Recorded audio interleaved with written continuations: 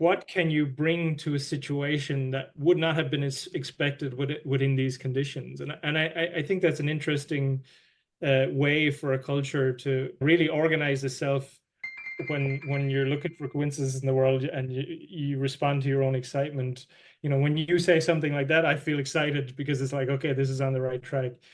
I don't know what you would call that, but it feels like a kind of aikido with the world. My experience of what it means to love, I think, is very much aligned with this engaged stance of letting be. And crack, do you know the term, the crack? The crack? Like C-R-A-C-K? No. C-R-A-I-C, we spell it in Ireland. Oh, okay. If you've ever met an Irish person, you might have. People say, how's the crack? Where's the crack? Who's the crack? It's kind of like, what's the story? What's going on? Hello, everyone. Welcome to Love and Philosophy. This is Andrea Hyatt. I'm glad you're here. I'm also excited to bring you this conversation with Mark James, a friend and a fellow seeker and philosopher. He's a cognitive scientist, too, working at the Okinawa Institute of Science and Technology. We had this conversation over a year ago, and at that time he'd been working on the paper Wayshaping, which he's still working on now, but he published the preprint, so it will be coming soon. He's collaborating on that with a lot of very interesting people, such as Mushfika Monica Jamaluddin, who also wrote a blog post with Mark that's coming soon on Love and Philosophy about all of this. It's really wonderful. Keep a lookout for it. Also, Dave Snowden, Aisha Bailati, I think Mike Levin is even on the project, Tom Froese, who's the PI for Mark. It's not private investigator, it's principal investigator, which is just the head of a lab, basically. And I'm going to link to that paper. It's about way-shaping. And you may notice this word way. There's a lot of way philosophies rising. Way-making is what I talk about here, and we talked about wayfaring with Tim Ingold. Mike Levin is talking about navigation in similar ways, and Mike and I have talked about that or similar topics, I think 3 times now on this podcast. So this conversation is about that in many different ways. We start out talking about synchronicity and relevance realization and developing sensitivities, and then we move into this philosophical realm and start to discuss some work that Mark has been doing for many years about patterns and how those relate to our behavior. Mark and his colleagues put all this together in their paper, and they've been taking issues from complexity and trying to think about them in everyday life and bridging into new behavioral realms. Not an easy project, especially in academia, but one that is very worthy in the sense of really trying to help people make sense of their life and to apply some of these ideas that we talk about in neuroscience and cognitive science to our everyday life, which I know is something a lot of you are interested in. The paper itself has to do with asking, what if it's complexity all the way down? It would take me an hour to try and explain all that here. So I will link to a lot of places where you can read more. You don't need to know any of it to listen to this conversation. As I said, it happened a year ago when we were working out ideas, so it's quite a little inside view, just hearing some things that you can then go and see in the papers in different ways. The paper's coming from the tradition of embodied cognition, phenomenology, ecological dynamics, and of course all these other ideas of complexity. All the stuff you hear talked about here, whether you've heard those specific terms or not, it's all subjects that you've probably heard if you've listened to a couple of episodes. The paper also discusses waymaking, which is the philosophy I've been building. So every episode I talk about some part of this. If you want to know more, just look at the links below. Have a look for sure at Mark's work. There's a lot of wonderful ideas in that paper. Scaffolds and shocks and dynamic structural models and seed habits and stepping stones. It's really crossing a lot of lines in terms of disciplines. So I think there's something for everybody there. He's very welcoming of ideas, and it would be wonderful if you have a look at the paper and think about some of this and see how it relates to you in your own life so that we can find even better ways. This way philosophy that's building here is one that's a common philosophy for everyone. It's not something that's owned. I also want to say thanks to Mark because he tells a lot of personal stories in this episode.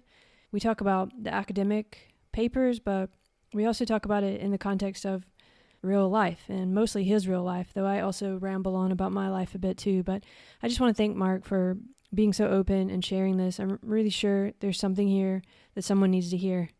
So I hope you're having a good day, a good evening, a good week, a good month. I hope this is going to be a good year somehow, and that however you're making your way, you are finding ways to live into life that you might not have expected, new sensory experiences, new opportunities for connection, new ways of being at peace with yourself, but excited about being alive, being here. It's really pretty amazing that we're here communicating. Life can get super stressful and it's hard to hold all this in mind, but we can always just take a minute and realize it. Every day we can take a minute or two and just realize what it is to be a body, sensing the world. And maybe it'll help us deal with all this other stuff that's so hard sometimes. All right. Thanks for being here. Here we go. Hello, Mark. It's so good to see you. I'm so excited to talk to you today. Me too, absolutely. Hello, all the way to where are you? Maybe you should tell everyone. So I'm in Okinawa, which is a Japanese island. I think it's about 400 miles south of the lowest island on the mainland. Oh, wow. People know it's famous for a couple of things. It's famous for being the site of some pretty horrendous battles during World War II, which the kind of legacy of remains here today because it's basically a kind of a outpost for the US military in the Pacific. And it's also famous for having the most centenarians in any place in the world. Is it? Yeah, so it's one of the blue zones. If there's some relationship between those two things, I can't tell you, but it's a very interesting, complex, beautiful. It's absolutely beautiful. It's a kind of subtropical island. Where are you from, and how did you end up there in that place? I'm trying to get a sensory feeling for what it's like there. And I imagine it's different from where you began your path, but is it? Yeah, it certainly is. The kind of proximal story is that my PI got a position here. My PI is someone called Tom Froese, and he was very influential and still is in the kind of space of embodied cognitive science and in activism in particular. And his work was very influential to my own PhD work, which I guess we'll talk about later. And there was some set of coincidences where he had reviewed a paper, and then we ended up meeting at a conference. And then he was telling me about this fantastic new university that had recently opened, and there was high trust funding and all these resources, and it was tucked away on this little island. And he mentioned the island, and I had actually heard about it, having had some interest in the general sphere of health and health interventions and all that kind of stuff. So I'd heard about it from the Blue Zone context. And then when I was coming towards the end of my PhD, I started reaching out and talking to people, and talked to Tom as one of those people. And he asked me to submit something, and we submitted something and got a fellowship, ended up here. So yeah, that's the kind of proximal story. But there was an interesting wrinkle along that path where it was COVID at the time. So me and my friend were chatting a lot during COVID about fermented foods. Oh. And everybody at the time was doing, I don't know if you remember, but people got really into making sourdough bread. Do you remember that? Yeah, so I do remember that. I remember everyone in New York at least making kombucha for some reason. But yeah, the sourdough thing I remember was a thing too. Yeah, where the stories start to intersect here. But I guess our conversation, I have had for a while some issues with my gut and stuff. So we were talking about fermentation, and he was really getting into making sourdough. And then we were throwing around ideas for like what would be a good business under the context of COVID, and maybe some sort of fermentation store would be like actually really valuable, right? It ticks all the boxes because we're thinking, it speaks to the ecology, and it speaks to the health, and it speaks to the kind of do it yourself kind of feeling. Yeah, the kind of maker, mentality. And I still think it's a nice idea. But one day I had the idea that, I don't know, it just came to mind that it was like some sort of accumulation of ideas, but it was like, maybe we should make like a fermented turmeric tea, right? It was all these things come together. And I rang him up and I was like, fermented turmeric tea. And I was like, let's go. This is the thing. So he was like, okay, search it. Just see if anybody's met it already. So I typed it in, and it came up like a local, traditional drink in Okinawa. And I was like, Oh, oh, maybe there's something there. So ha. I allowed myself to believe that there was some import in that coincidence and then kind of Yeah. followed that. It's a kind of pattern, Yeah. isn't it? I mean, do you believe in these kind of signs? I know it's a loaded question because there's no good answer, but I Yeah. mean, I feel like we all kind of look at them and take them seriously to some extent. Also, I don't know, Yeah. there's these patterns, recurring patterns, and they seem like they're telling us something. I have believed in them to varying degrees at different stages in my life. And I realize when I'm looking for a sign, right, that often I'll find it. And maybe there's some sense in which, you're also participating in the generation of that sign. That's definitely true. Once you've focused on something, you see it more often. Yeah, well, there's a kind of process of relevance realization and, sensitivity towards that which expresses your cares and concerns. And then you become a kind of conduit or a throughput for the types of things that reflect that. So I don't know whether or not I believe in them in the sense of like, is every time something like that happens, is it worth paying attention to? No, but can they be helpful in some way if you're in the right state of mind? I think so, much like a kind of tarot deck or something can be helpful if you approach it in the right way. That's a good way to say it because it almost just tells us something about what patterns we've been participating in and noticing. Let me say one thing on the coincidence thing. I think there's a sense of if you experience one of these things and you're excited about it by it, there's something in that excitement that you should pay attention to. We do also experience these a lot of the time and just dismiss them. Right? And like we're happy to dismiss them because maybe they signify or could signify something we're not that we don't find too appealing or something. But actually, this whole discussion, I think, gets into maybe what will be the later parts of our discussion around way shaping and so on. Yeah, Right? exactly. It is developing these sensitivities that is part of that process. It's also about your awareness, and that gets into the more therapeutic side of things, which we'll come to. But it's interesting to think about all this relative to your work in a way, too, because, I mean, one thing we connected on was talking about habits and patterns and things in Heidelberg at a conference that Thomas Fuchs put on.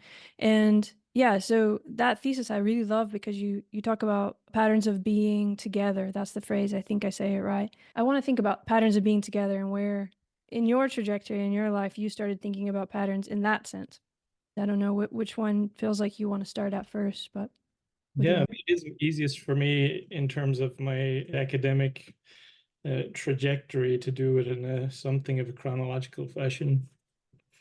I should just say I'm preparing a talk for a unit review, this 5-year unit review. So some of this is kind of fresh in my mind because I've been trying to tell myself the story and ask myself, what is the story, right? And finding myself telling it different every time. But I have some kind of loaded up a little bit.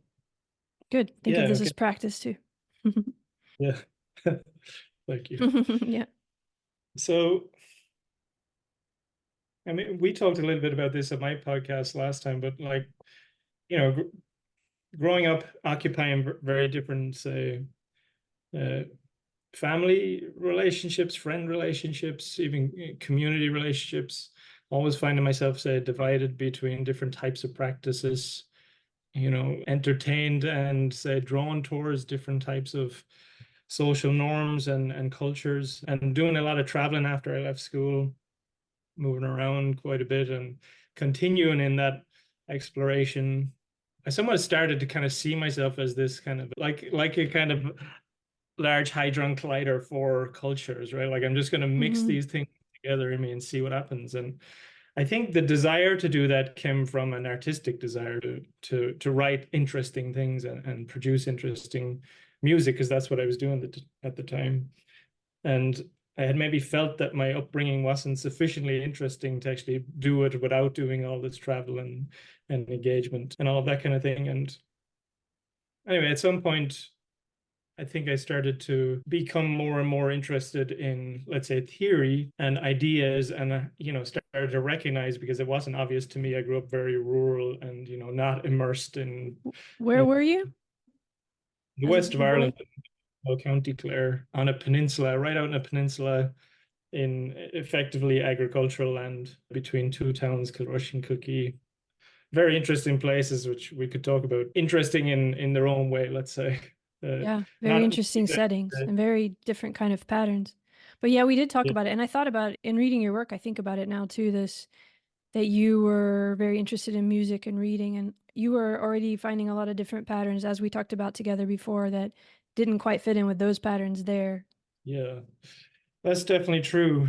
You realize that they're going to be, you're telling your story, but you're inviting other people to participate in that story. And there's important parts of my story that are maybe important to larger ongoing stories that maybe I should share. Another challenge as part of that was my sexuality, which was slightly awkward. Let's say I identify as straight, and I still do, and have relationships with women, and I have a female partner. But I was also attracted to trans women, and that wasn't something that was very obvious or easy to navigate, and even to get exposed to, or to meet people. I was just thinking, how did you even have that experience? I think it started seeing stuff on TV, and which it probably does for a lot of people. And and like you said, it wakes you up or something. It's kind of bodily. Yeah. Yeah, precisely, right. And then maybe you meet somebody here or there and have that same kind of bodily resonance that maybe you were surprised by somewhat. I think for me at that time, it was very confusing, right? Because in Ireland at that time, there was a kind of a awakening and, acceptance of gay rights, and there was a kind of a referendum around gay marriage. There was a lot of big things in Ireland that kind of led to very radical transformation of that society over the last 20, 30 years. But this was certainly one part of them. And yeah, for me at the time, I didn't feel so much a part of that because I didn't identify as gay as such, but I thought there was something weird going on with me, right? And I think in some way that became, I guess, a lot of the exploration became also intertwined with this sense of, okay, well, what is this thing that's going on? And who am I? What am I? How do I deal with this? And in some sense, I'm still dealing with this. The kind of conversation we're having now is also part of that. And maybe I feel kind of the conversation around this. I mean, there's a lot of conversation around trans rights, and rightly so, and all of that. But people coming out and saying, I'm also part of this conversation is not that common. And I think there's a lot of men in my situation, right, who've not participated in this. I think it's scary, but why is it scary? Even when you're talking, I'm wondering why did you feel weird about that? In a sense, it's your body just reacting. So we don't feel weird when we, in other situations where our body reacts, we even say, oh, it must be natural and all this. And then, but was it because, of course, we have now this kind of awareness of self, which is also related to your work in a way that you become aware of your own patterns or habits or whatever. But was it that at that age, as a young guy, you just didn't see anyone else having that reaction? Was it something like that? Or what made you feel weird? Or was it people saying this is weird and you thinking, actually, I think it's kind of cool? Or I don't know. Do you remember any? Yeah. I mean, I can speak to certain incidences, but I think there's a kind of a set of incompatible kind of regulatory demands going on in my body, right? This one strong attraction and another that doesn't want that to be true, right? That is like, well, if this is true, what do I have to accept into my life, and what does that mean? And like, I'm going to have to divulge this to people, and what does that mean? So you felt it in your setting that was not going to be an easy thing to divulge. Right. Yeah. So I think that's true, but then, if you think about the kind of norms of the place that I was growing up in, I mean, so even there, to come out as gay at that time was hard, but there was people doing it, but they were still kind of ostracized and maybe somewhat ostracized. But there was just no discussion around trans people at all at that time. Okay. It's a lot easier to have that discussion now, and even to acknowledge, say, my relationship to that. But I do think that, the kind of set of difficult, incompatible regulatory demands that I was trying to navigate and make sense of, I was curious anyway, and I probably would have done all the traveling regardless. But yeah, I think I've started to become very sensitive to where these kinds of conflicts existed, and maybe where some of the social norms were coming from, and, why do I feel like this about myself in this context? And why do I feel less like this about myself in this other context? And starting to appreciate that, when I am around certain groups for a certain period of time and we interact, that I start to absorb some of the patterns of that group, and not in a disingenuous way necessarily, right? That my accent starts to change, my gait starts to change, my affectations and sensibilities and preferences and all of that starts to change. And trying to understand, okay, well, how much of this is changeable and how much of this is not changeable, right? Mm-hmm. What exists within the space of possible change, and what is outside that. And I never really had the sense of wanting to change my sexuality as such, but just had a lot of, say, confusion around it. So yeah, I was traveling around and meeting with all these different people and everything. Did you go to like Dublin or something? Or where was the kind of... So, the day after I finished school, actually, I went to live in Holland, like literally the following day. So I was Oh, like, I'm wow. going to. Okay. And I didn't stay there very long. I intended to go and work there and live there, but I wasn't fit for it. It was too intense. I was comfortable to go back home after about 2 weeks. And then I kind of built back up the courage and tried to move to Holland again and got these tickets through this guy online. Oh no, not online. It was through the newspaper back then to go and Oh. do some. And when the tickets came in the post, there were actually tickets to Germany, not Holland. And I was like, Oh. okay, I'm going to Germany. Arrived in Germany, didn't know what I was going to do work-wise. Some guy picked us up at the airport. All I knew was his name was Mark too. So I met this guy, Mark, sat in the back of the car. I was like, okay, what are we doing? And he was like, you're basically doing this landscaping work. So we ended up landscaping for a while. And there's lots of stories to tell. I'll just touch on the beats, but we can come back to any of it if you want. Spent a few months in Germany, moved around a little bit. And I went to the States, the UK. Eventually I lived in Spain and Australia. Was this all doing some kind of work, or was it just work and get the next ticket and this kind of thing? Yeah, it was all mostly working while I was in those places, but always with the sense of I'm kind of working here just to pay my way and see what this is like and experience some of this. Did it seem like the patterns you threw yourself into were really different from the ones you'd known before? I'm wondering, like, your expectation of it, how it ended up feeling in terms of the way the setting felt for you. Yeah, that's a good question. I mean, definitely. There was so much divergence, but I was again. I think I was following this artistic impulse, right? I was trying to find the outer edges of whatever it was that I was capable of and capable of experiencing in some sense. And travel seemed like a kind of a relatively surefire way of doing that in a way that's also, say, relatively safe. You have to confront yourself when you travel. Yeah, absolutely. Were you writing music and stuff too, and reading and... Yeah, so writing a lot of songs. I had my guitar all the time, but there was a sense of maybe it goes back to that sense of having grown. I felt I grew up in a kind of boring place. Now I don't think that, but I just couldn't see the kind of charm and the intrigue and mystery of it all. And when I write nowadays, if I write short stories or songs or something, it's very rooted in the place I come from, which is interesting. So yeah, there was another, I guess, a part of me with this artistic kind of aspiration, and I was striving ultimately to be an artist. That was the kind of longer trajectory I was assuming. But I think there was a self-destructive dimension to that too. When I was growing up, I read a lot of work by and of people who were probably quite self-destructive, Shane MacGowan or Cobain, or people who kind of pushed the boundaries for their art and brought something back. And so I kind of embraced some of the tougher dimensions, even of the work. Like some of the jobs I worked were really, really difficult, but there was something about it that I could, maybe like a writer, it was all material. It all felt like some sort of material for me. And I think that's gone on to be true, even though, let's say, I'm not an artist. I think it's all philosophical fodder in some sense. And yeah, to kind of bring this back around to where I entered academia, at some point, well, actually, I was living remotely. I'd gone back to study music for a while and songwriting. And then after that, I moved to a remote location to write. And I just stayed there. I was there for a few years and somebody had stayed with me during that period.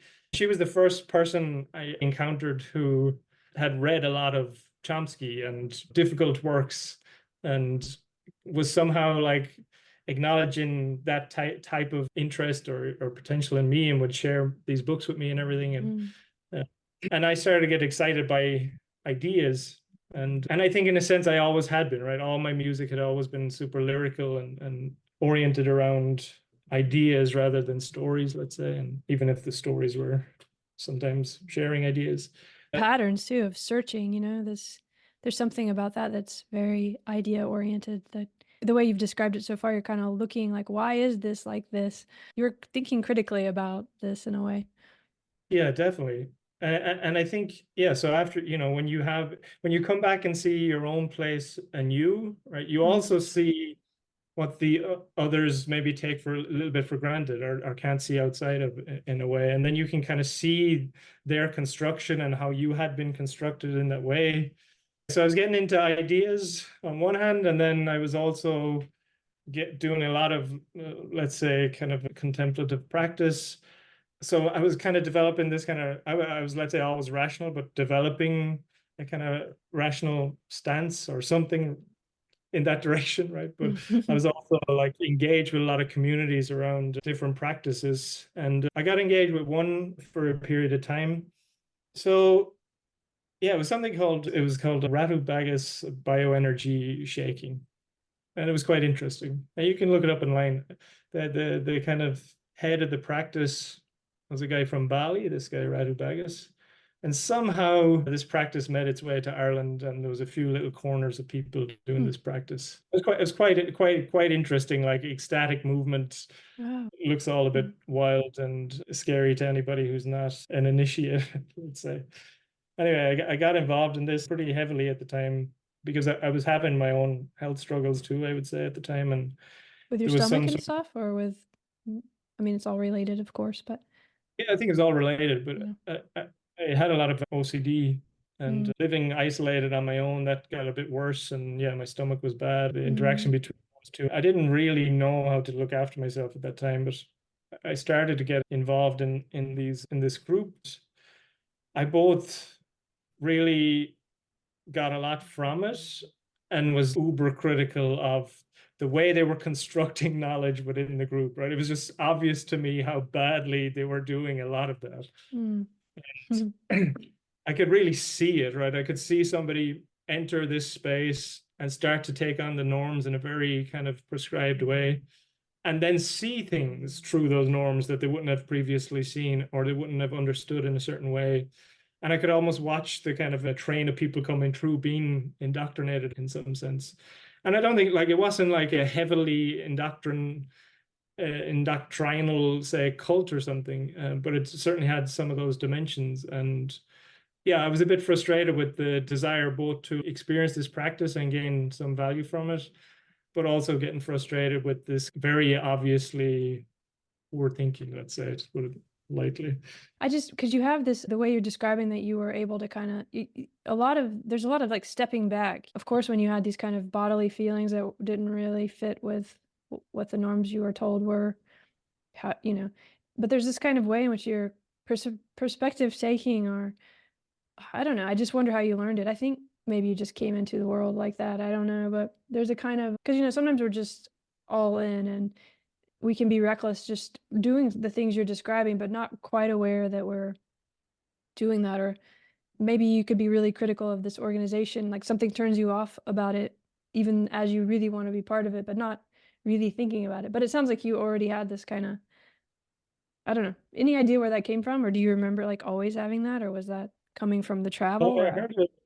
There's an Irish-American author, John Patrick Shanley, and he describes himself as a member of the jury who refuses to return with a verdict. And I feel like that's a good characterization of my character. I don't know, to be honest, Andrea. I think like when you say it, and I ask myself, maybe where does it come from? If it is a skill, maybe it comes from Well, my mother used to say foster for short periods children with different types of disabilities when we were Mm. very young. So there was Oh, always different kids coming through the house for periods of time, and they would all have very different challenges. And I really remember quite distinctly having to kind of learn to reckon with their different characteristics. And like this person is doing this thing which seems wild, and it's not something mm-hmm. I'm before. And then I distinctly remember my mother talking me through these types of situations. This person has this needs and they're a bit different. And I think maybe some of it comes from there because I don't remember having it before that situation. No, that makes a Certainly. lot of sense to me because that's definitely a way as a child or a young person that you start to realize what what we're talking about, that there's so many different ways of being in the world. There's not just one way of being in the world, which we assume, all of us assume the way we are is the way everyone else is up to a point until, maybe we start to read or all these things happen that we're talking about. But I think on a very physical level, I've had people in my life who have different ways of being in the world in the same way that you describe. And you really do have to kind of do exactly what I was saying, take a step back and go, oh, okay, so they're doing this and there's another way of doing it. So actually, thank you for telling me that because that actually fits very well with that pattern that you of just taking a minute and looking at what's really going on here. Yeah, to be honest, I hadn't really thought about that before. So thank you. Maybe that is Yeah, part. no, it's interesting. It's also this individual, because I don't know if you've ever heard me talk about edge work, but it's a kind of thing I was interested in early on. What you kind of said earlier about pushing yourself into new places. And I was thinking Hunter S. Thompson when I was a kid and not really liking him, but he came up with this edge work or putting yourself in situations where you absolutely must kind of transcend your own abilities. Yeah. And that can be very destructive and it can be very creative. And it's not linear at all. But it's that when you were talking too, there's this individual social thing, which I think is very connected to edge work, where you're kind of pushing yourself out of your normal patterns and places. And it can be too solitary, right? It sounds like because it's scary to do that. When you do start opening to all these other worlds and realizing there are all these other ways to be in the world in different cities or through books or music or relationships, you can start to feel like, who am I and what's the balance? And it's a lot to struggle with. And if you're not part of a community or a group or a good group of friends, which we often aren't if we're just solitary nomadic travelers searching, it can be really hard and it can be really dangerous even for our health because if we don't know how to deal with it. So I can really understand how you found that group, which instigated a physical change and also a kind of community. And then also that you would, because you'd had this solitary stuff, be questioning it at the same time. Just throwing that out there. What does that make you think of? Well, I'm curious about the edge work. So for Thompson, it was in his writing or like in his experiencing in his journalistic work or Yeah. just every. He actually uses the word edge work and he talks about people who know the edge or you only know where it is if you've gone over it or something. I was never fascinated with Hunter S. Thompson, but when I read that word edge work, I understood it because uh a lot of Mhm. my own stuff was pushing at what people told me were boundaries, or even my own emotional and physical. Something about working at the edge felt very alive to me. And I was actually a good kid. I wasn't like doing crazy stuff, but more even getting out of or exploring worlds that people around me weren't exploring.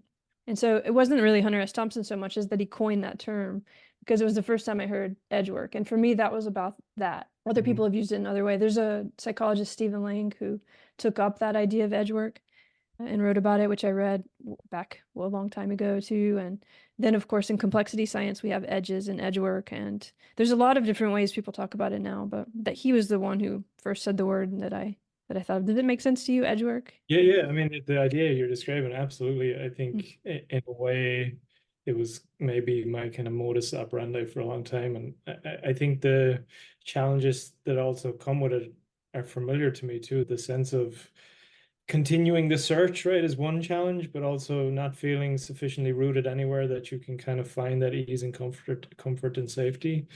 And I think my work, let's say personal work, relational work, interpersonal work in the last few years has been kind of rerouting in some sense. and trying to maintain whatever the kind of insights, principles, dispositions, tendencies that were gathered from the edges, but somehow can now be more productive when they're brought into some sort of coherent integration.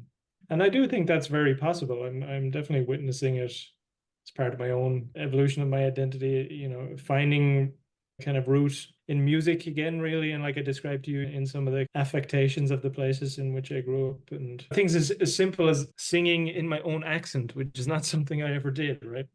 And like, wow, why did I never do that? And then finding that when I sing in my own accent, another sense of rootedness accompanies that, right? And yeah, That's I very could talk. beautiful. That's very beautiful. It just feels like you got to a place where you're at peace with who you are, in a sense, which doesn't mean you've defined who you are, you're some static thing, but I am again projecting my own life, but I rejected a lot of the kind of small townish stuff that I came from. But once I started feeling more comfortable with just my own self, and like I kind of looked at who I was, and then my setting and my childhood and everything, then it looked completely different to me. I don't know if it's similar for you, Yeah, no, no, definitely, definitely. Yeah, but yeah. singing in your own voice, that's really a physical, embodied, powerful. I don't know. There's something really powerful about that. Yeah, what's interesting about that too is it's not that it just comes, right? It has to be, you do have to find it again, or find it for the first time even. Like, it's your own accent and it's your own intonation and it's your own turn of phrase and everything. But there's a sense of kind of ownership and association. And, the word authenticity is difficult, but it's not nothing in some sense. It's No, like no. it floats around there and we have to engage with it. And there's something, I think, part of that does actually come from, like, and maybe this is like tied in some sense to a notion of wisdom or something, but when you move around and you encounter so many different spaces and groups and norms, and you start to kind of sense, okay, which parts of me work in across these situations, which parts of me are more portable and I'm happy to express and I would happily have other people know, and can I be comfortable with those parts of myself.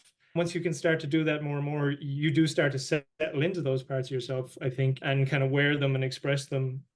And there's something in music or in the constitution of art or in the production of a piece of art in which you're also doing that, right? In a kind of microcosmic way. You're kind of Hmm. reaching out into these ideas and possibilities. And, whether it's in the form of rhythm or intonation or words, some sort of accent on your singing, there's some way in which the resonance of that and the resonance of this higher order kind of integration I was talking about start to align. And then that is a kind of like, we talk about finding our voice, right? But I do think that's kind of what it's getting at in some Hmm. sense.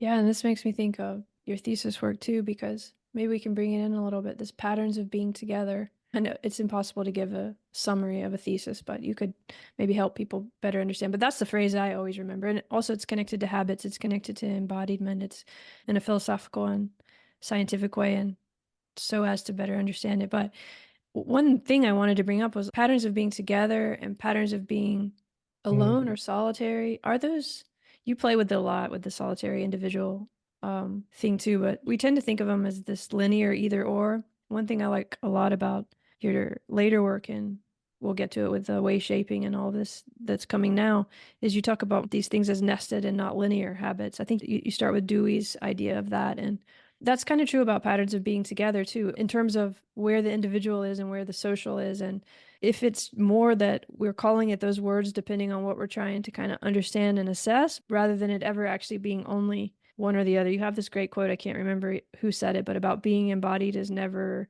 a private or something. Yeah. Okay. So in all of this story we're just telling, right? At some point you have an experience, and I think this experience is common, where you suddenly find yourself presented with, say, two groups of people or two people with whom you have some sort of mutually exclusive history of interaction.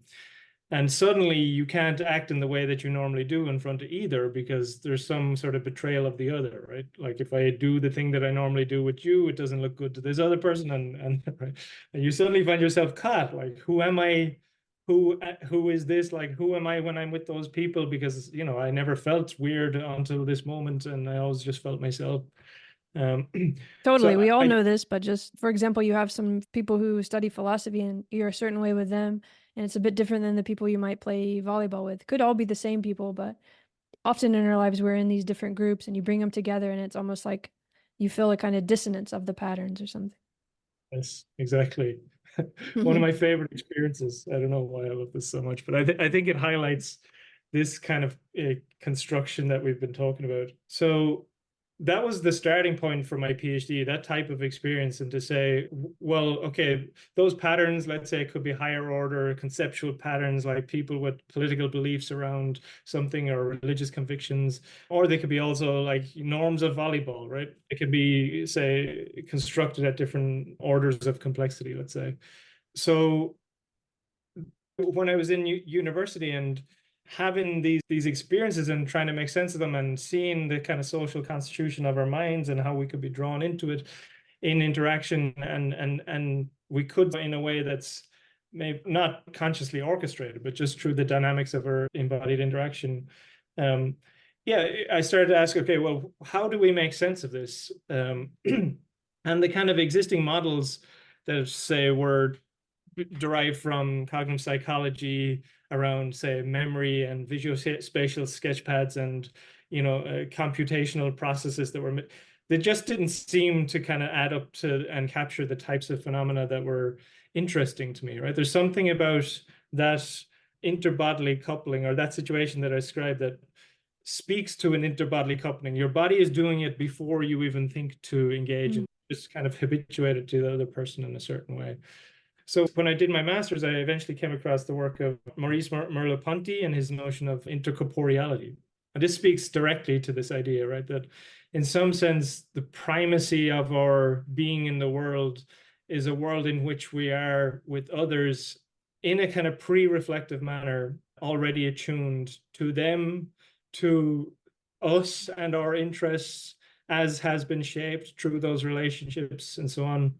Some people have recently written, philosopher and colleague Anna Chemonica, with Michael Levin, I believe, have written about in the womb, we're already establishing this kind of a set of, let's say, participatory frames, is what I like to call them, which are these kinds of oscillatory rhythmic dynamics that allow us both to make sense of each other and the world in a way that expresses the fact that I have this relationship to this other person.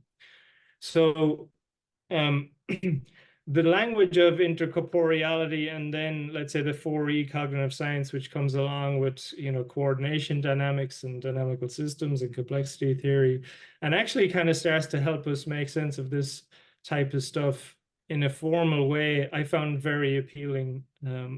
And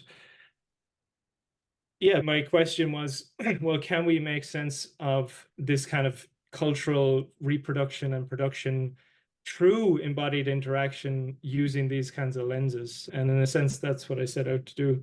But the question about the kind of individual and the social is kind of in the background there. And the story I'm trying to tell in my PhD is to soften these types of divisions, right? And I think there's good reason to do that, just for our own, say, being in the world, but also, a lot of political divisions so on kind of organizes around these kind of bifurcations. On the one hand, you have the perfectly responsible, autonomous individual who needs to pull themselves up by their bootstraps and just get their act together. And on the other hand, you have an all-determining system which you can't help but be organized by.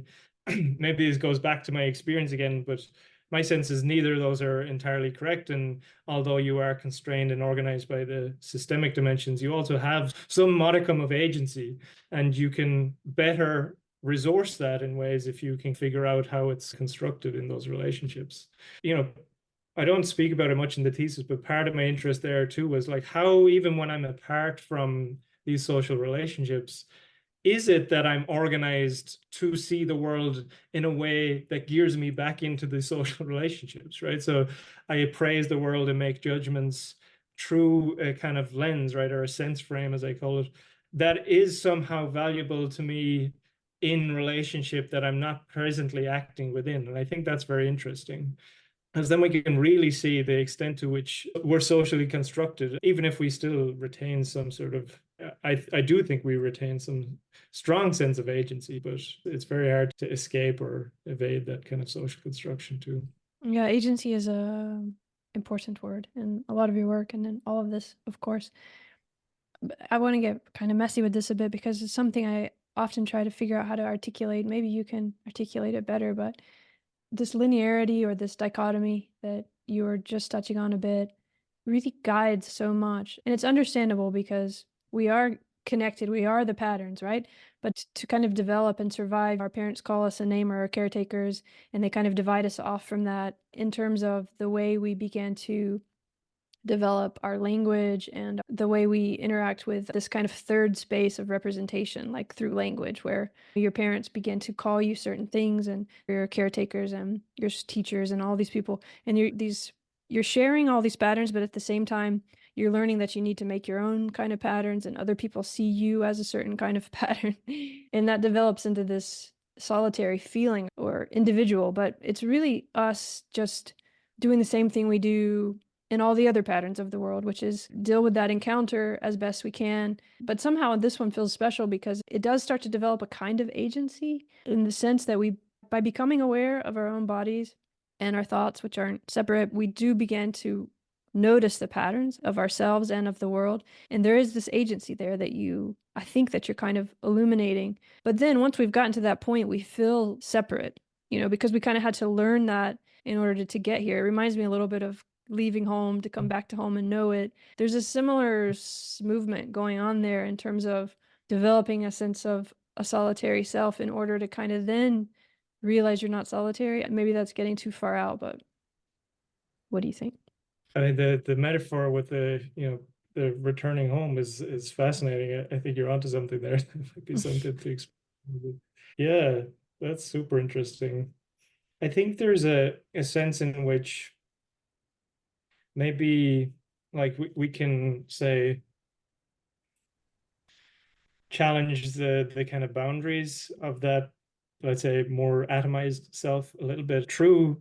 So, you recognize the individual and you empower them in some way. And maybe this speaks a little bit to my more recent work, but through the recognition of the kind of scaffolding in which that individual is maintained or reproduced, you can start to see that self as, say, dependent on certain kinds of available resources in the environment to be maintained as that self, right? And then I think that has the kind of potential to kind of redistribute the kind of sense of self, even if the sense of agency might even grow in that context, right? The more I understand the extent to which I can resource my own agency through my environment, I both do resource that agency, but also better acknowledge my dependencies on the environment and the extent to which I am interdependent with the scaffoldings there. In a sense, that kind of recognition is where I think some of this discussion starts to enter the kind of conversation around health. I mean, it could be a conversation about art also, or education, or whatever domain within which we seek to navigate, right? To make our way.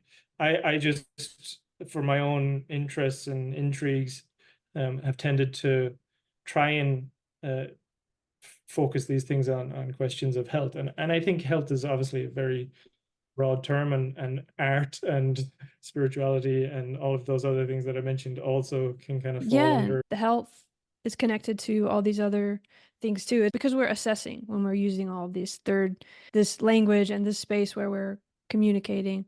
We're trying to kind of understand and assess things. And so we have to kind of orient which patterns are we looking for, because everything is not linear, right? There's multiple patterns that we're part of at all times.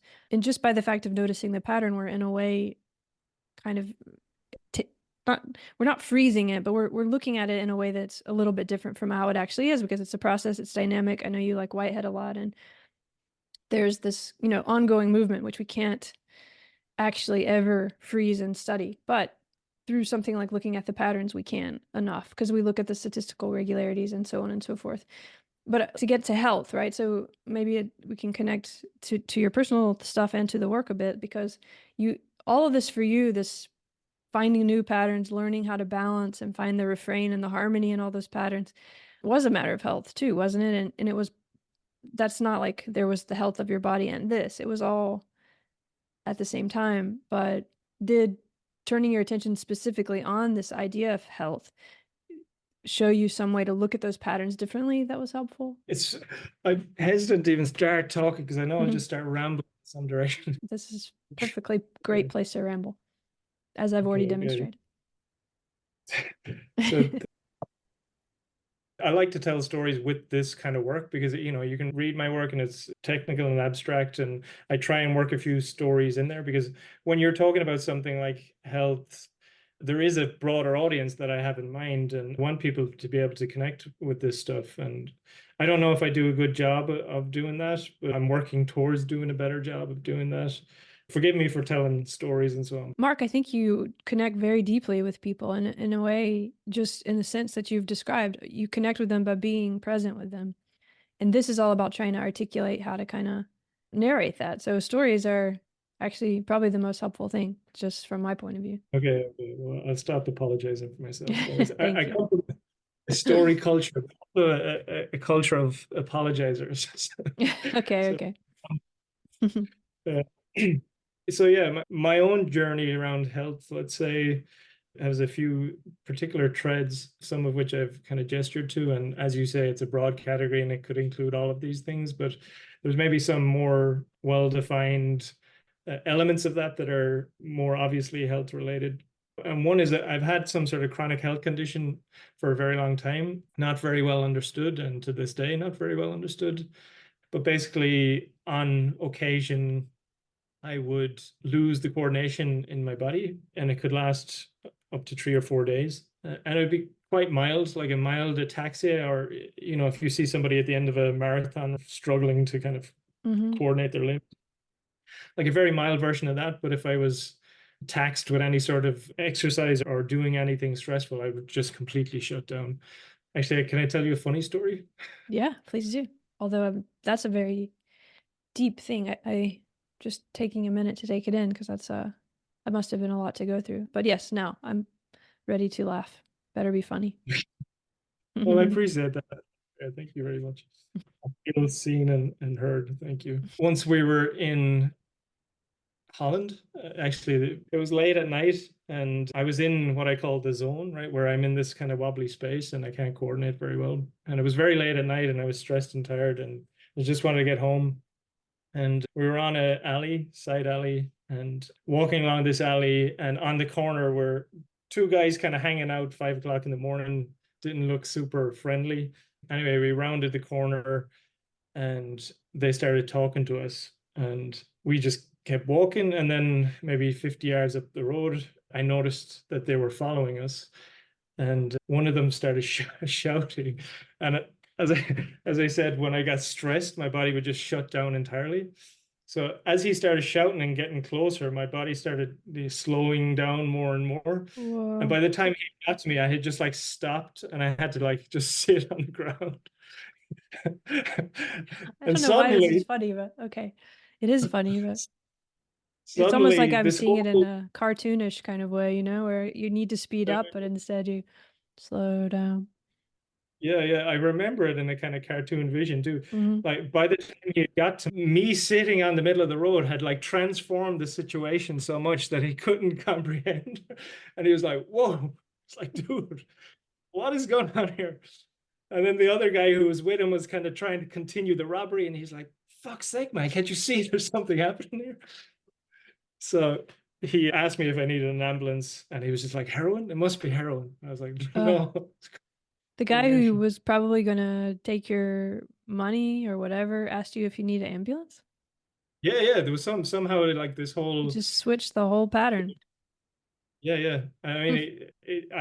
I find it an interesting story because it speaks to the kinds of things I'm also interested in, right? Like that there are these Absolutely. patterns that are Yeah. even organizing the robbers on the street, right? But they don't know about it. And if you kind of destabilize the pattern, it also disrupts. Exactly. I think it's so powerful. I'm really glad you told that story because I've thought of that a lot of this. And again, it's these dissonance of patterns, or you've talked about frames, or we've mentioned the word scripts. And You also mentioned, I mean, a lot of that terminology tends to get thought of in this traditionally mental way, or we're thinking about our thoughts or scripts. But as you said, Yeah. the body is also, these aren't separate. Yeah. This is why I keep pushing at this linearity. The body is engaged in dealing with sensory regularities and scripts. It's how we survive. And it's really fascinating when, I don't know if it comes back to presence and awareness too, but everything does shift if those scripts suddenly get interrupted in the way that you completely interrupted the about to be robbed script. It's I fascinating. think It's almost like time stops or something. right, the fact that the body is self-organized within constraints to, say, enact these scripts, right? If the constraints radically shift all of a sudden, it doesn't have the same scaffolding within which to enact that. So, like, you destabilize the scaffolding, you destabilize the kind of structural coupling that is present in the body to express that. And then you literally changed the person's kind of goal or behavior or sense of self. You don't change it, but everyone's change. It all changes together, I guess, in the sense that is kind of illustrated by that story. And also, which touches on what we've been talking about too, about us being different people in different situations, right? Because that's kind of just a setting of particular patterns that we're all kind of playing out together in a certain way. Yeah, there was a set of sociologists in the, I think, 70s, 80s who maybe didn't have the same language that we're using right now, but had some sense of the kind of power and almost determining power of these patterns. And they would practice so-called breaching experiments where they would do things a bit like this, right? So they'd go into the store, place a pint of milk on the counter or whatever, and then try and like haggle up, right? Like, no, I want to Mm. give you more. Just see what happens. Right? Or Yeah, the that's students wonderful. home to the parents and Reminds like me of I think it Lucius was Burckhardt, who I like a lot. Who talk, it's more with the kind of city work that I think about it, which are also kind of scripts in this way. But and I think of it a lot with your work, by the way, with patterns and stuff. But that would be another conversation. But yeah, he talks about interventions where you intervene in what people are normally expecting in a city and stuff. And of course, I think there's a lot of art that plays on this too. But it's very fascinating. Also, it makes me think of Fred Cummins, who we should mention, right? Who was your supervisor and yeah, joint speech and certain kinds of joint action and things like this, but also the power of that, but also the power of when that shifts. yeah. I think there's a, I mean, it's in all cultures, I think, but in Ireland in particular, there's, I don't know if you know this term, the crack. Do you know the term, the crack? The crack? Like Crack? No. Craic, we spell it in Ireland. Oh, If okay. you've ever met an Irish person, they might have mentioned it to you. But people say, how's the crack? Where's the crack? Who's the crack? You know, it's kind of like, what's the story? What's going on? Oh, okay. It derives, from the kind of traditional English word crack, like a crack in a plate or something. Yeah, I think I Uh, got too caught up with Kraken. It's like Karaken. That's oh, what okay. came to mind. But anyway, yes. Okay, no, I don't know. Thank you for filling me in on something I didn't know about. Mhm. So the term is a very commonplace in Ireland nowadays. I think it really like it's maybe a bit quaint to say, and Irish people are often stereotyped as kind of being fun, and I don't know if that's a bad thing, right? But like stereotyped as being the kind of song and dance man, let's say, and it's not altogether untrue, right? I think within our culture we do celebrate that type of thing a lot. But there's a kind of a, speaking of participatory frames and so on, the dominant frame in Ireland really is, let's say, the crack, right? So what can you bring to a situation that would not have been as expected within these conditions? And I think that's an interesting way for a culture to organize. So it's really organize itself around surprising itself, around being adaptive, around any social interaction that might take place can always be improved by the presence of something that you did not expect to take place within that social setting.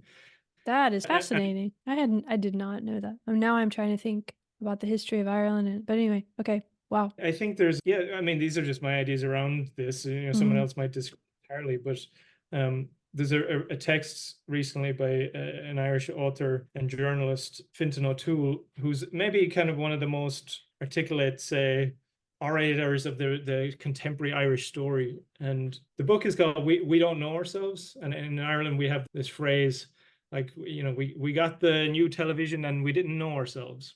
Hmm. Or like, you know, since That's Marty got beautiful. his new car, he doesn't know himself. And it kind of speaks to this idea of like, you know, he's been transformed by the curtains or the Hmm. bathtub or whatever it is, right? And The guy O'Toole who sat uses, down in the middle of the street when I was about yeah, to. yeah, suddenly didn't know ourselves, right? Mm-hmm. O'Toole kind of speaks to this idea that, you know, the Irish culture, given its history and given it been pulled between Britain and America and having all these allegiances, but also been in kind of its own thing, right? It wasn't part of the Roman Empire. It had a very different kind of version of Christianity rooted in paganism and that kind of thing. Quite a unique culture. But what he kind of characterizes the culture is of being this ability to shift and move and adapt and welcome the surprise and lean into the surprise when it serves it. And I can't help but think that there's something about this idea of the Craic being central to Ireland that's also reflected at this macro scale and how we've kind of navigated our relationship to the world around us. It resonates when you say it. It really resonates. I mean, having lived in not or been in Ireland a bit with my dad when he worked there and stuff, and loving Yeats, and there's a lot of things that you in the history. When you said that, it makes sense. Yeah, there's a pattern. Yeah, yeah, yeah. I think there is that pattern, and in a way, it's the kind of pattern I saw manifest in myself too, right? This kind of Hmm. fragmented, looking for things, whatever, whatever. But it's a kind of Yeah, superhero-ish thing too, that to be able to do that, to be able to take that stance. I mean, that's actually a pretty remarkable thing to have that awareness of what's the thing. I don't know, being ready for what you don't expect at the same time that welcoming or opening to it. That's a paradoxical, strange thing that's summarized very easily in that what you just said, that crack, like to get that idea, just it's not an easy idea for people to get in life. But yeah. I hope in Ireland we're not losing that. I mean, some of the kind of recent news headlines about intolerant responses to migrants and so on is a bit troubling, goodness, especially in our everywhere. country. But that would be another conversation. Yeah, But that's it another does it does conversation. remind me of the abyss or something, or different things in philosophy of that. Yeah, there's a lot of what we've already been discussing, and that we don't, this moment of not knowing yourself, and how in the way you described it just now, which I hope Ireland isn't losing to. I'm sure it's not. It'll come back to it. But that ability to be okay with not knowing yourself or something, like even Yes, to see yes. it as a positive thing. Yeah, and that's actually what O'Toole kind of plays on this phrase, we don't know ourselves, and says, actually allowing ourselves not to know ourselves and to be shaped and to continually find and refine ourselves is part of it. And I mean, this speaks directly to the questions around health because there's a kind of adaptability. We talk about balance and metastability and all of these ideas, I think, speak to this a dual capacity for navigating agency through expressing some agency, but also, or navigating complexity, sorry, through expressing some agency, but also being continually responsive to what might emerge along the path. What is required to navigate complexity is this dual sensitivity, I think. Um, Does that have to do with but awareness, cultivating awareness? You said you did a lot of practice early on, and I mean, to move, we don't have to move anywhere. I do want to talk about the shaping part and how you got from the patterns into the way shaping, but it keeps making me think, like, what's the thing that's happening when we're noticing patterns and when we're learning to harmonize, or we're finding ways to do what we're saying here, be ourselves, and at the same time not really know ourselves and know that we don't know ourselves, and all of this stuff. And related to health, I think it's very important because a lot of health issues, wherever you want to say, like in the body, physical, traditionally physical, but also traditionally mental, it's about trying to think there is a way you're supposed to be instead of that feeling of openness, or there's many different ways of being, and feeling a lot of stress that you don't fit in or trying to fit in. And the same with the body, and the body, like taking a certain kind of medicine or having a certain prescription that's supposed to fit to the body, which, as if there's kind of one way of being a body. And yeah, I mean, you're kind of starting to open up that space. I think that's yeah, really profound. Maybe it's we can come back to it, the question about, well, maybe I'll go back to the story I was telling about health and Hmm. so on, and circle back around to these things. Yeah. So yeah, so this coordination disorder, and this kind of thing happened in Amsterdam. But this went on for years, and I didn't really understand it. And actually, it was the same woman who gave me the books that I talked about previously in that house at that time, The who I Chomsky. was chatting. Yeah, Chomsky, Mm-hmm. who I was chatting with at some point, and I think she maybe saw me in this kind of wobbly mode, and I had presumed this was just something that people experienced from time to time for years, and never really had confirmation otherwise. And she was like, "No, that's definitely not a normal thing. You should probably take that seriously." And You just and, hadn't, and you just thought everyone had that or something. So you hadn't really even, you just went through it silently when it happened, more or less. Yeah, I went through it silently for Oof. years. And maybe I expressed it to people in words that didn't really articulate what was going on for me. And yeah, never, yeah, I didn't convey it to the extent that somebody else recognized it not as part of their life and something particular to what was going on with me. For whatever reason, I guess I was inspired just knowing that to resolve it. So long story short, I became very interested in paying attention to how different things in my environment were interacting with my body, to the point where I became kind of obsessed and writing it down and trying to look at the time scales. And I did this at this time, and became kind of really attuned and developed a lot of sensitivity about how I was responding to certain situations or foods or even people, and started to get kind of better and better at positioning myself relative to things that were serving me and avoiding those that weren't.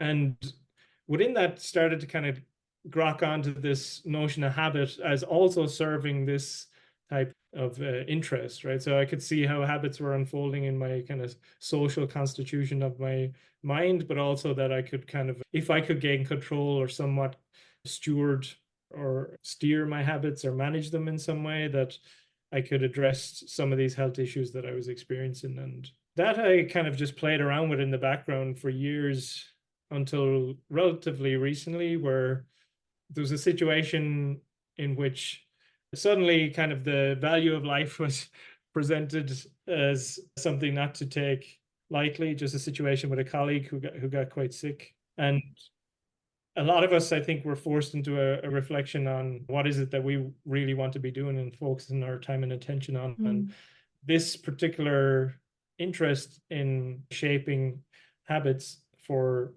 health behaviors and so on started to present itself as the thing that maybe I should be focusing on. So since that time, I kind of redirected a lot of my research resources in that direction. And I've been lucky to be in OIST where I am and supported by Tom, because he's been very supportive of it. So you've had some really cool people in your life to work with. I want to try to pull this stuff together because a lot of your work was relative to patterns of being together, and this goes into what you were just saying about the what do we really want to do with our lives and thinking about health. And so you were, all of this was together for you. It became your academic output in a sense, things you're writing about and giving to us. At the same time, you have your own life where you're literally sort of trying to negotiate and figure out which patterns lead to more, optimal isn't a very good word, but to you feeling the way that you want to feel in life, your health. Yeah. So how does it connect for you, I wonder, like when you think about the patterns of being together and the academic study that you've done? Because a lot of that is, we put it into academic language, but a lot of it is a similar search to the one when you're writing down all the details of your day and trying to find your health, Yeah. I mean, in a way, we're trying to do it as individuals, but then in social groups, we're trying to find ways to think better and act better and so on. So have you thought much about all these connections in terms of the patterns of being together, and then now we'll move towards the shaping of those Yes, patterns? definitely. Yeah. I mean, that's, I would say, the kind of core of the effort that we're trying to articulate is to say, even if you are focusing as an individual on your own processes of change, you are always already invested in the mediation of change at other scales. There's a question about being both responsible towards that and the ethics that comes with that, and also like better leveraging those relationships, right? If I understand the extent to which I'm nested and helping comprise larger systems and comprised of smaller systems, and there is this kind of multi-scale competency architecture, as Mike Levin might talk about it. How can we engage with that architecture at different scales in service of the needs that we have and that we negotiate with ourselves and with each other? And part of that is also to get back to the kind of language that we have and predominates around health of the individual. Again, just kind of like, kind of walls off the individual again to the, they might say, okay, there's this hierarchy of needs and everything, but actually it's a hierarchy of relations and flows and dynamics. It's not just that you as an individual person have these needs, it's that you are invested in these sets of relationships, and they also depend on you in certain ways. And we can go into the specifics of any of this if you like, but I would definitely say that the approach we're trying to develop has this kind of sense of interdependence in the background. And there's a sense in which my hope is that when you practice the redirection of your own habits through the kinds of ideas that we're presenting and trying to articulate, that it is a practice in establishing a better sense of these relationships, right? So you may have came with this individual desire to just, I don't know, do this, make your, act more hastily towards your success, whatever you define that as. And in practicing through the tools we provide, the hope is that you cannot help but start to see these relationships and how you are both being served by them and serving them, and whether or not you're doing that well also becomes apparent. And I think there's a kind of ethics that emerges from the practice rather than saying upfront, here's the ethics of our practice. Although we might have that in the background of our design of the kind of approach, the ethics we hope kind of emerges from it. And it's not to say that it itself is some sort of value structure or set of values. I think you could take it and practice it within a set of values that me personally I'm not aligned with. But I do think there's something of a kind of bulwark against the kind of isolationist values that we tend to live in by default at this point in time. Yeah, I think that's why I brought up that individual social, because it feels like there's a way in which we start to talk about just becoming aware of patterns in this way and linking it to habits. I'm not entirely sure how you connect patterns and habits necessarily. Maybe you have something to say about that, but it's all very connected, right? That our individual, the patterns we find ourselves within, the habits we create, and how those are always also creating social patterns and habits at ever more scales in all directions. And when we just think of something like philosophy, to go to kind of on your thesis, and you're speaking to a particular community, and in a sense you have this way in which you're doing what you do in your normal life, because you don't just choose radical embodied cognition or mind in life or the free energy side. I mean, you're in a way looking at all those different ways of being in this philosophical world, and you're saying, hey, look, it shares a lot of regularities, and we can, depending what we want from this, we don't necessarily have to choose one or the other. At the same time, we don't need to smush them all together and say everything goes. So there's a richness in that. And I'm trying to see if, then, so that's in a very social, big and specific space of philosophy. And your scholarship is great on that. And then now I feel like it's coming. So how do you've gone there, you've learned that, you've developed that skill for something similar to the way you developed in your life to be able to handle all those patterns and be okay with it, part of all those worlds. And in so doing, becoming a kind of resonance within them all.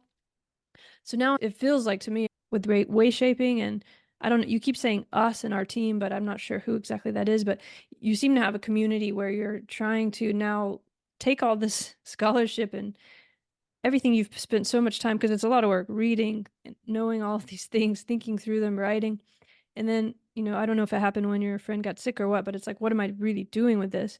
And actually it does have there's something very practical might not be the right word, but we can use this to improve or help us get through our challenges on all these scales.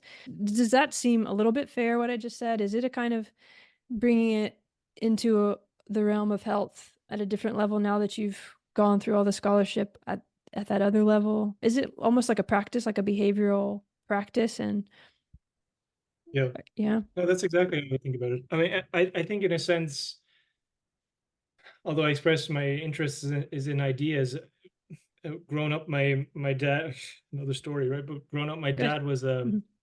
a fitter welder, and What kind of welder? that means so basically worked in a power plant. I don't know if you know anything about fitter welders, but they're a kind of interesting group. They have a certain type of magic.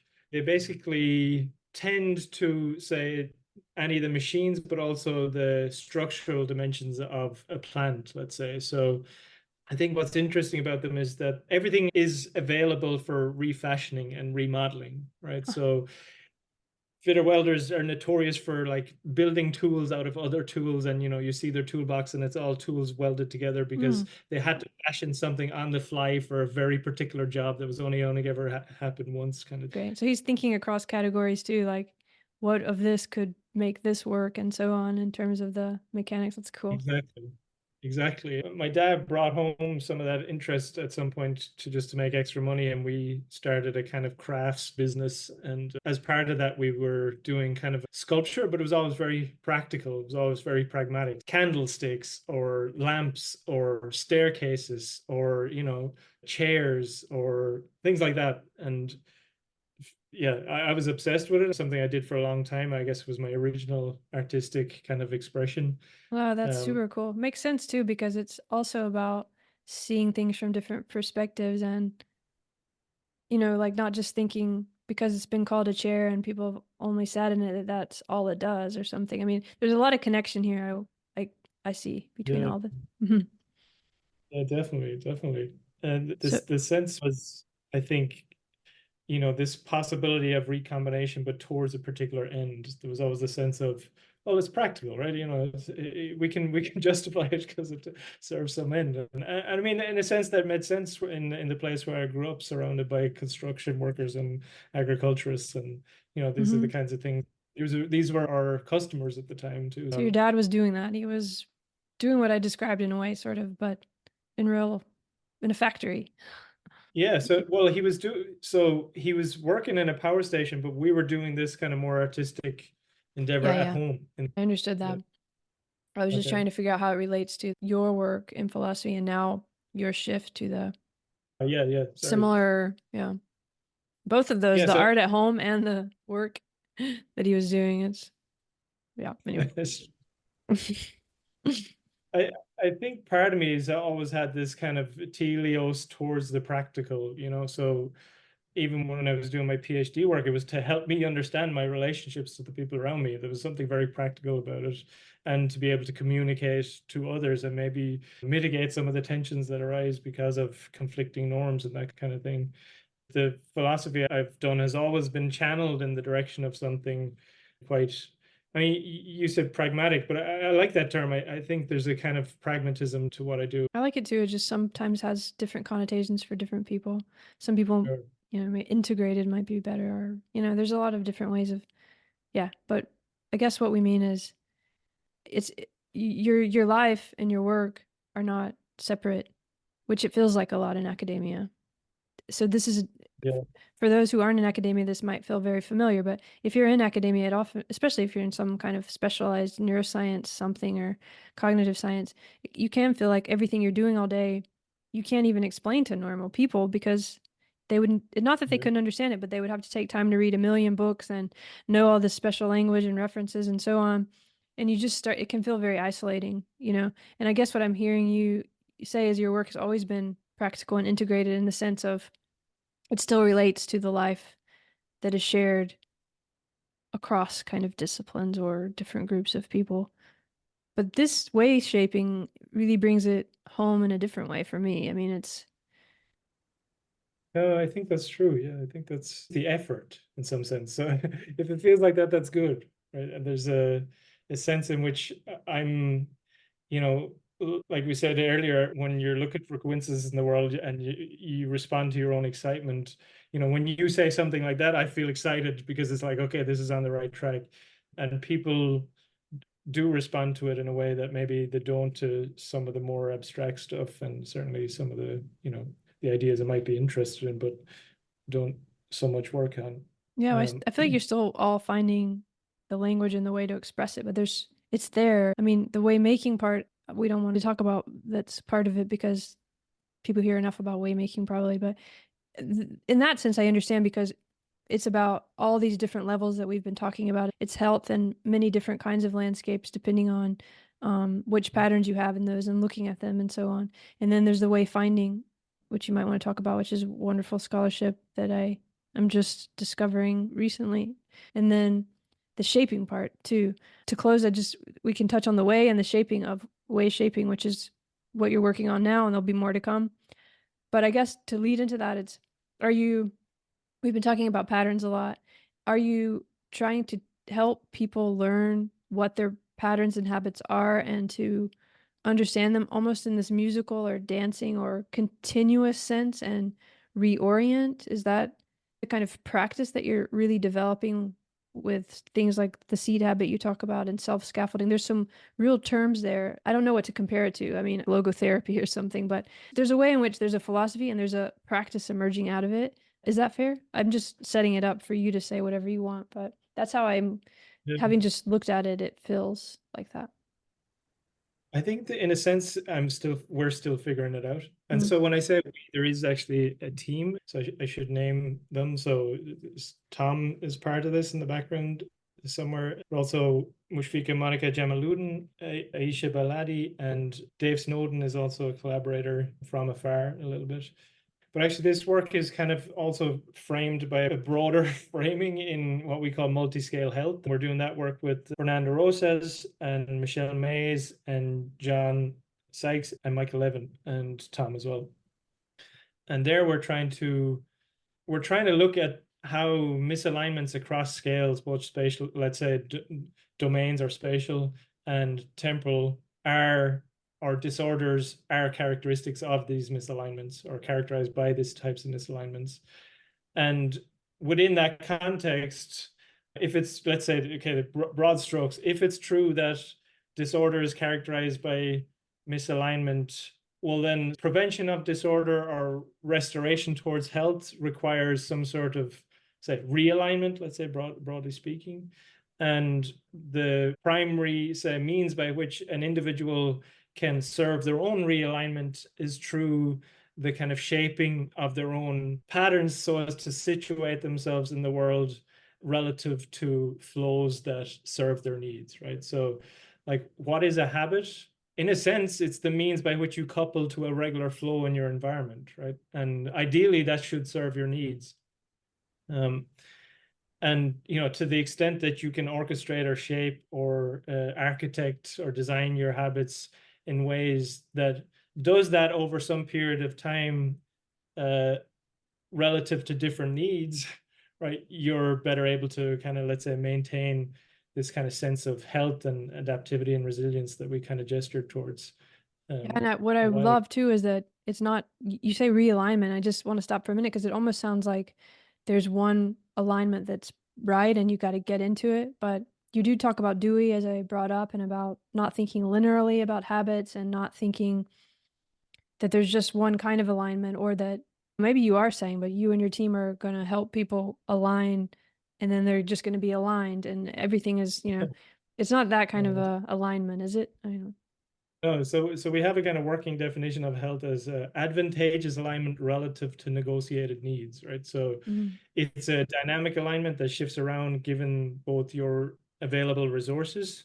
So that's bodily, environmental, interpersonal, and the kinds of demands and needs that you have. So it's a very, and say within a given system, you might have some dimension of the system that's healthy and another dimension that's not, let's say, and needs realignment. So and again, that realignment is going to be contextual. So it's trying to take all of this kind of interscalar, multiscale understanding and leverage it in some sort of service of how we kind of understand how things kind of go wrong in some sense and lead to disorders of different types, whether those are kind of the obstructional type, right? There's something in the path that I can't get around, or I just can't see the path because it's a bit obfuscated or a bit ambivalent. In a sense, right, you could think of those as the types of challenges we run into with our, let's say, mental health often are characterized in those terms, right? There's something stuck, or there's something that I can't find or make my way towards. Mm-hmm. The general multiscale health framing looks at how different types of disorders at different scales have similar characteristics, and how if we just in some sense can maintain certain types of dynamics within these systems that tend to orient around health, and the way shaping stuff acts in service of that. Now this is all let me say not validated work, right? This is like No, it's early stages, but early but there's a stages. lot of work behind it already. I mean, a lot of the scholarship that you're coming out of has long trajectories. You mentioned a lot of it already, and how you're going to articulate all this is still coming out. Yeah. That's kind of where we're at. I mean, we have like elements of, let's say, the practice. We have some of the kind of theory and organizing principles. And then, there's a lot of effort to put it in language that actually works with people and clients. So, some of Yeah. the collaborators earlier are actually psychiatrists and organizational designers and coaches, and working with clients and trying to put this in a language that resonates with them.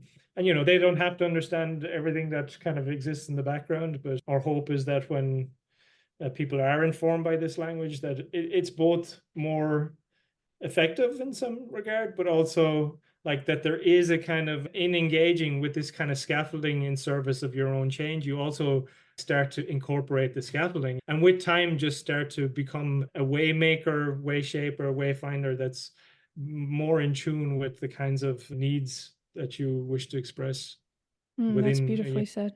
Yeah. I think it's very, there's a reason a lot of us use these, Michael and Tim and me and so many people, like the idea of the way and these landscapes, and it helps us to be able to understand. I guess some of the most positive feedback I've gotten has been from people more trying to find a way to articulate what they're going through in terms of some kind of individual or so-called traditionally mental complication, and just being able to think of it as where you can understand there's not just one landscape, but you can understand it as landscapes and all that you bring with you. So you think of it as a trajectory, and that it's not only yours. I like that multi-scale alignment, and thinking of all that has gone into your path and is still going on. It's alive. It's this phenomenology that you talk about a lot, the embodied lived experience. It is a practice, right? And this feeling of what I think you're really, from what I've read, you're not like trying to pin things down, but keep it this live, lived experience, dynamic, while at the same time having these markers. So yeah, you're still working on it, but it's great that you have a good group of people and that you have that vision and that you have all this input. I find it very exciting. Oh, thank you. And I Thank you. wonder how it's affected your own life. Have you been, because we learn what we teach what we learn, and as we're creating Well, papers, and you're creating this now with all these people, and I wonder, is it changing your own patterns and habits? Is it continuous from what we've been describing about when you were taking the notes and dealing with your health and all that? Do you see this as part of that flow for you, or how's that? very, you know, I mean, maybe not as much as it should, but I think, Good to be I honest. mean, I think there's so maybe a skill that I think has emerged for me in this, that I can acknowledge and recognize, is a kind of ability to things move through me in a way that's helpful. So I don't know what you would call that, but it feels like a kind of aikido with the world, right? Love, you said? Did you say Sorry, love? Because I was just about to ask you about love, and so I heard you say the word love, but did you really say the word love?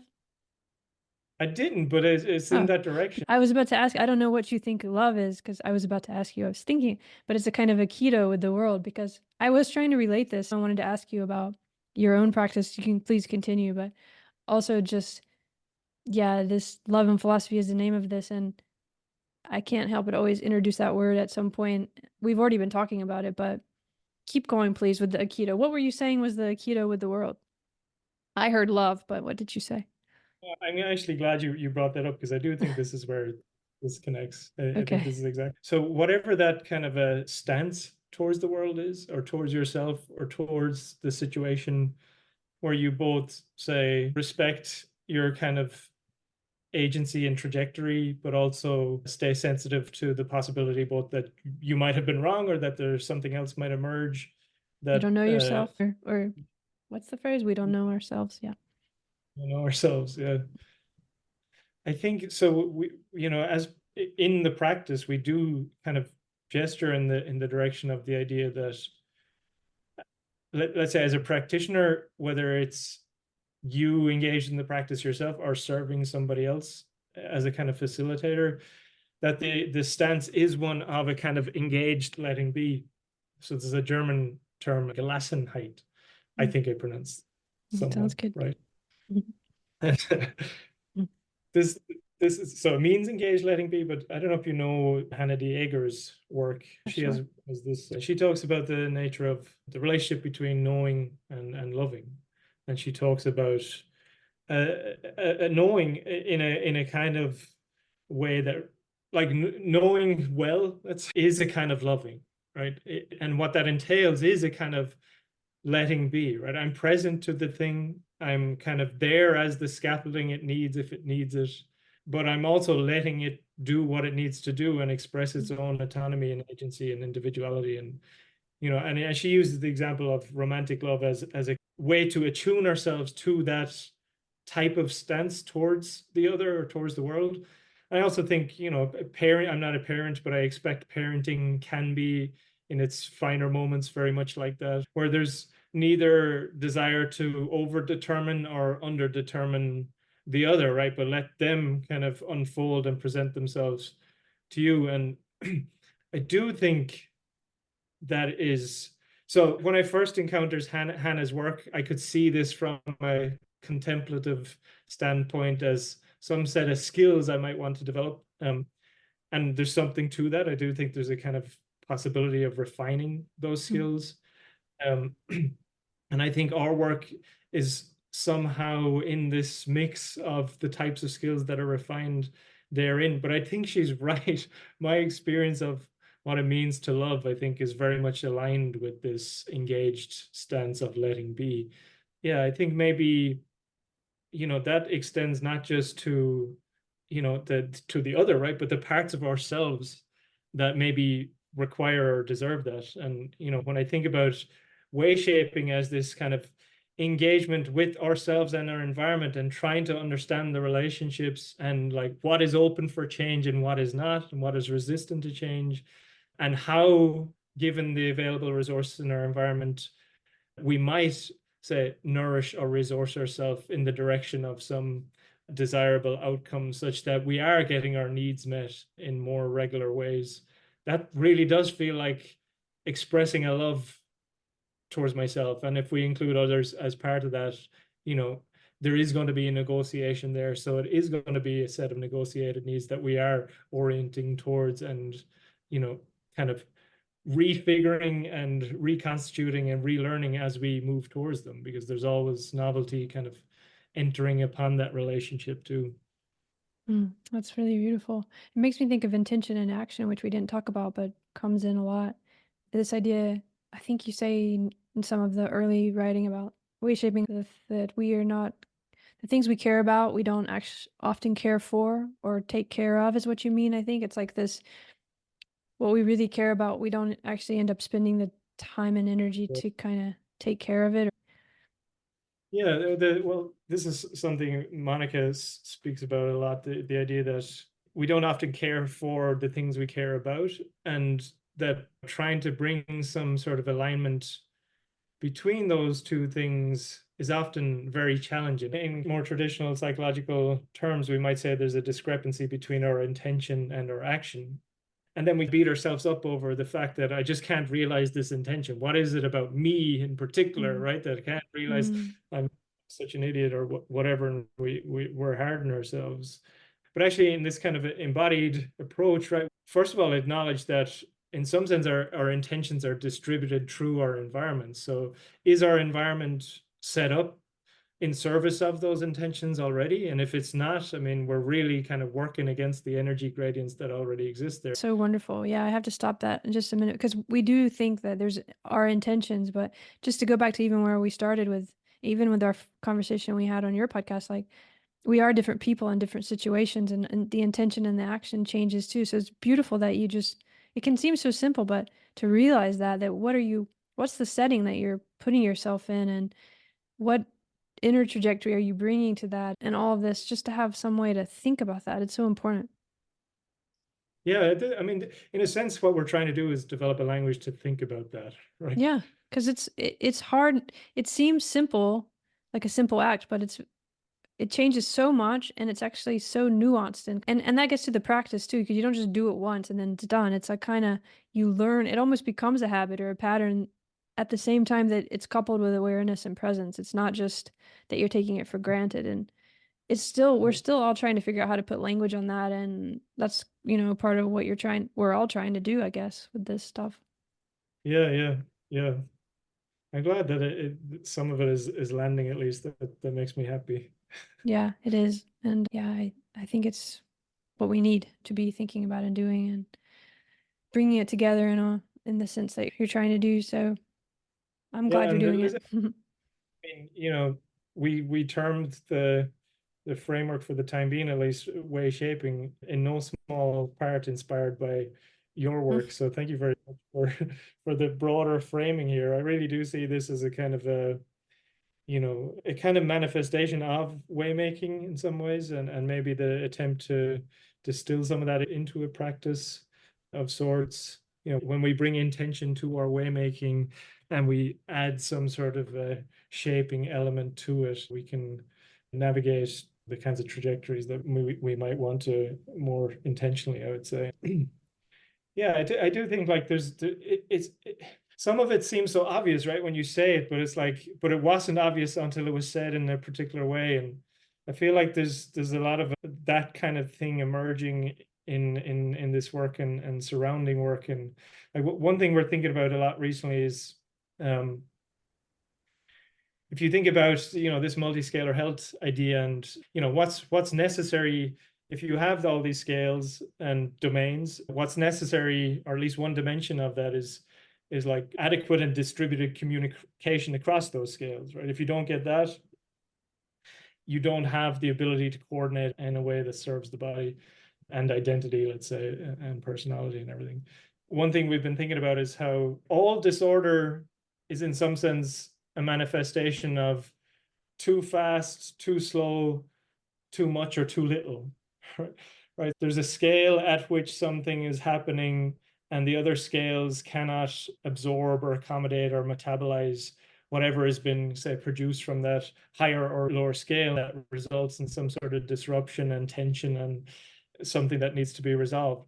That to me has been so helpful recently, but I never put it in those terms before. And then once I did, it started to kind of make sense. I wrote this master, it's more hippocampus based, but it's more or less how to understand thinking as waymaking. But I don't use the term, but I use like navigability, because I'm thinking about the hippocampus. And I worked with this lab, Georg Northoff, who has this whole thing about temporospatial neuroscience, which, I mean, yes, it can go a little kind of into the ether, but what you just said is what drew me to that, is really thinking of understanding, because a lot of my motivation for doing a neuroscience degree was literally that I wanted to understand people I saw in pain, from mental health, physical, bodily, and it really motivated me to want to study it in the sense that you were motivated. I mean, it came out of this real life thing.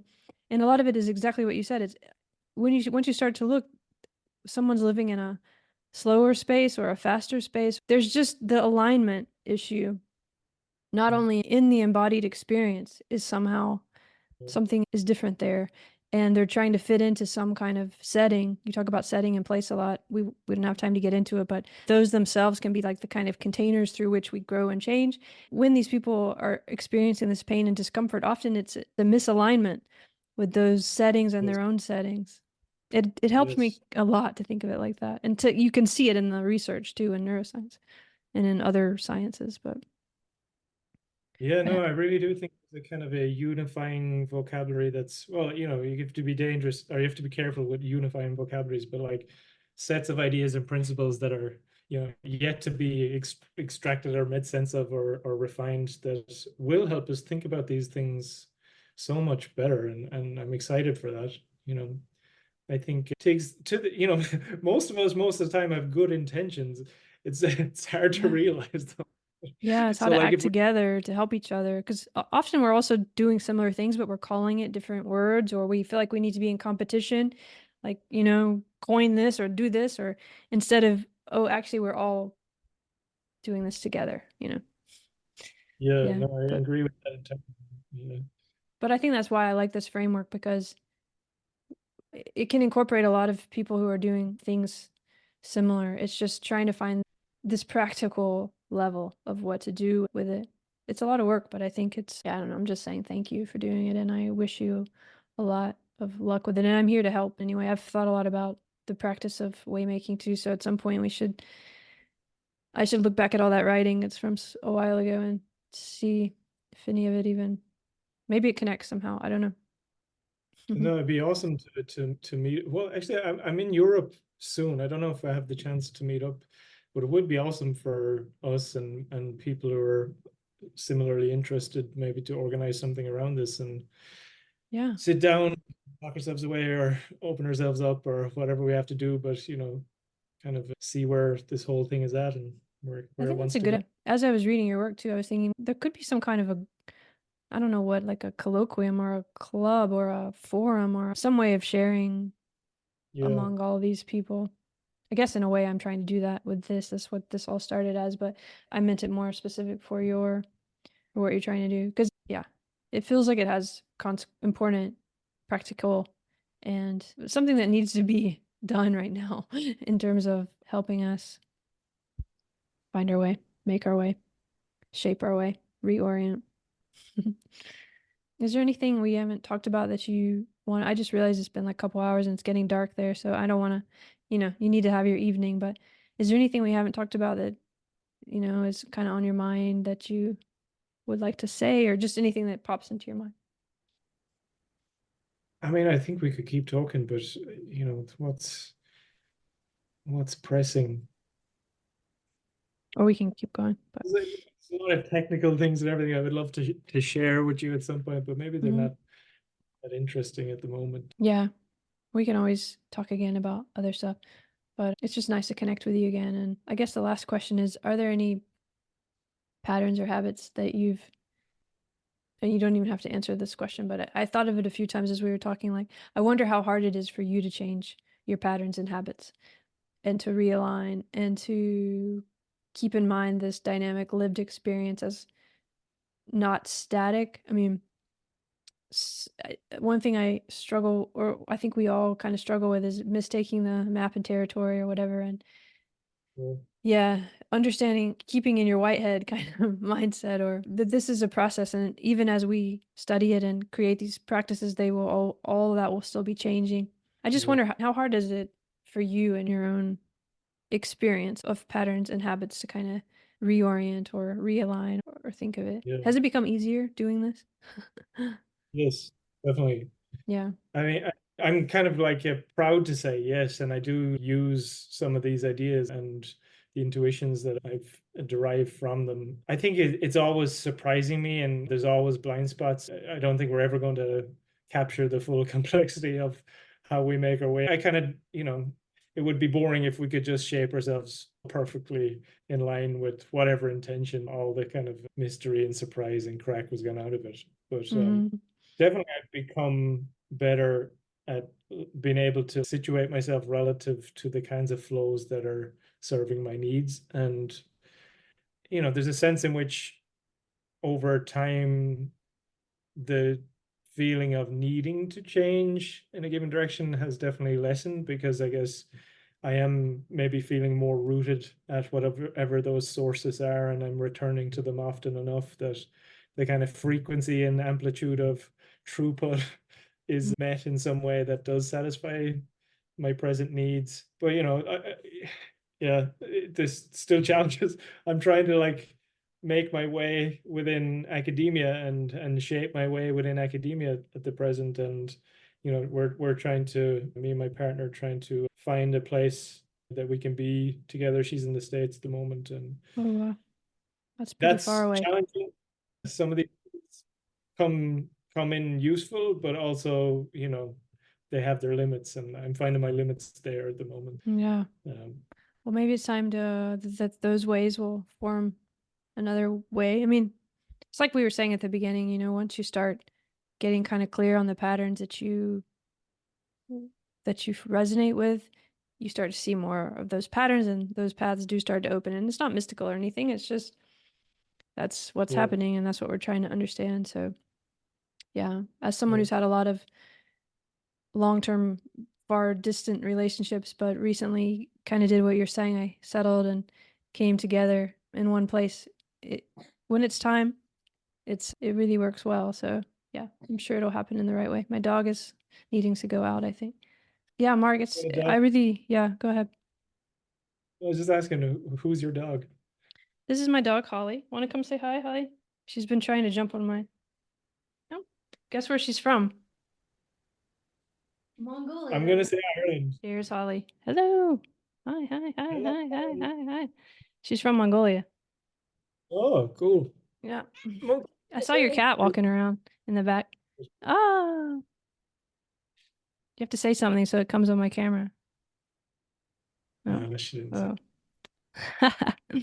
Other beings making way are important. They help us. Yeah, and there's, the frames we talked about earlier, they are present in those interspecies relationships too. Absolutely. Patterns have that I rely on and she relies on and expect to be present, and if they're not there, there's something wrong. Yeah, so true. I often think of that a lot in the way, like walking the dog and stuff, the way that she makes her way, and all these patterns that it changes the way I see the world and make my way.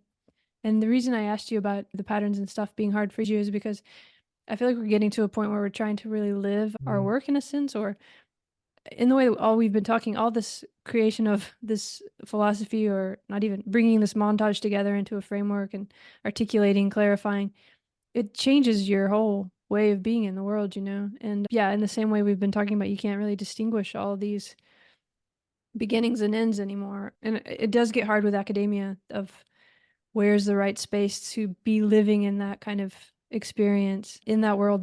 Yeah. I think I will professionally speak. I think this stuff might struggle to find a home because the boundaries aren't so easily defined. And when I look at the existing space of behavioral science, there's a certain rigidity to it and a certain aesthetic and a set of affectations that accompany it that, almost at times seem antithetical to it. And that's not to say, or antithetical to some of the work that we're trying to do, but that's not to say there's not good work there. I think there's a lot of good work there.